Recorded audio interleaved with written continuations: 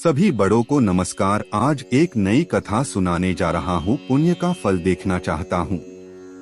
जो साथी मेरे चैनल पर पहली बार आए हैं, कृपा करके मेरे चैनल को सब्सक्राइब करें। आप सभी से विनती है कि आप ये कहानी अपने बच्चों को जरूर सुनवाएं ताकि वे अपने जीवन में विकास करें। तो आइए कहानी शुरू करते हैं। एक सेठ बस से उतरे। उनके पास कुछ सामान था। आसपास नजर दौड़ाई तो उन्हें एक मजदूर दिखाई दिया। सेठ ने आवाज देकर उसे बुलाकर कहा, अमुक स्थान तक इस सामान को ले जाने के कितने पैसे लोगे? आपकी मर्जी, जो देना हो दे देना, लेकिन मेरी शर्त है कि जब मैं सामान लेकर चलूं तो रास्ते में या तो मेरी सुनना या आप सुनाना। सेठ ने डांटकर उसे भगा दिया और किसी अन्य मजदूर को देखने लगे। लेकिन आज वैसा ही हुआ जैसे राम वन गमन के समय गंगा के किनारे केवल केवट की ही नाव थी। मजबूरी में सेठ ने उसी मजदूर को बुलाया। मजदूर दौड़कर आया और बोला, मेरी शर्त आपको मंजूर है? सेठ ने स्वार्थ के कारण हाँ कर दी। सेठ का मकान लगभग 500 मीटर की दूरी पर था। मजदूर सामान उठाकर सेठ के साथ चल दिया और बोला, सेठ जी आप कुछ सुनाओगे या मैं सुनाऊं? सेठ ने कह दिया कि तू ही सुना। मजदूर ने खुश होकर कहा, जो कुछ मैं बोलूं उसे ध्यान से सुनना।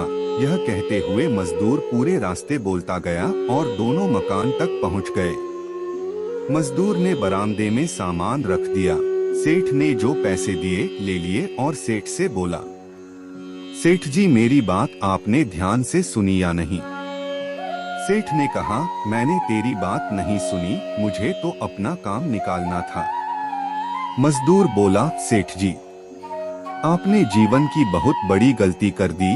कल ठीक 7 बजे आपकी मौत होने वाली है। सेठ को गुस्सा आया और बोले, तेरी बकवास बहुत सुन ली जा रहा है या तेरी पिटाई करूं? मजदूर बोला, मारो या छोड़ दो, कल शाम को आपकी मौत होनी है। अब भी मेरी बात ध्यान से सुन लो। अब सेठ थोड़ा गंभीर हुआ और बोला, सभी को मरना है। अगर मेरी मौत कल शाम होनी है तो होगी, इसमें मैं क्या कर सकता हूँ? मजदूर बोला, तभी तो कह रहा हूँ कि अब भी मेरी बात ध्यान से सुन लो। सेठ बोला, सुना, ध्यान देकर सुनूंगा।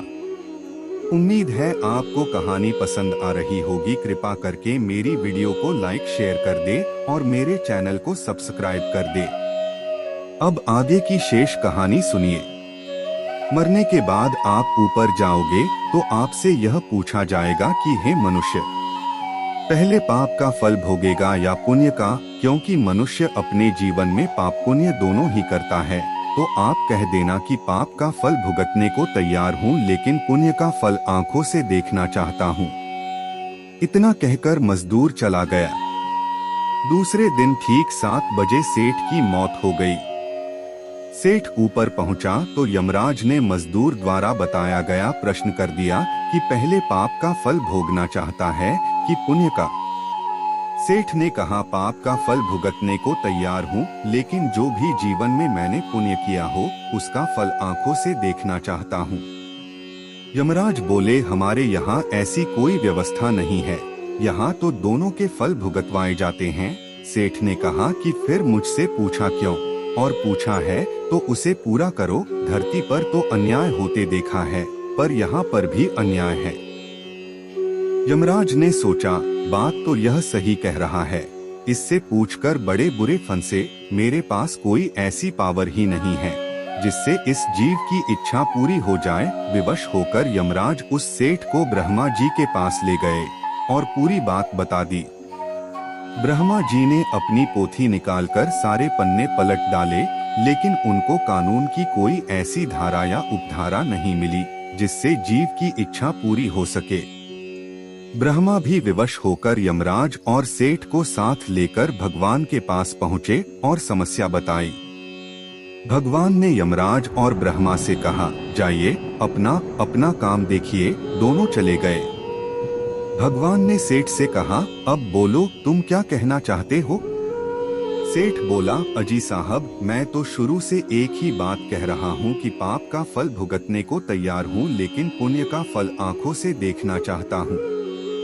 भगवान बोले, धन्य है वो सद्गुरु मजदूर जो तेरे अंतिम समय में भी तेरा कल्याण कर गया।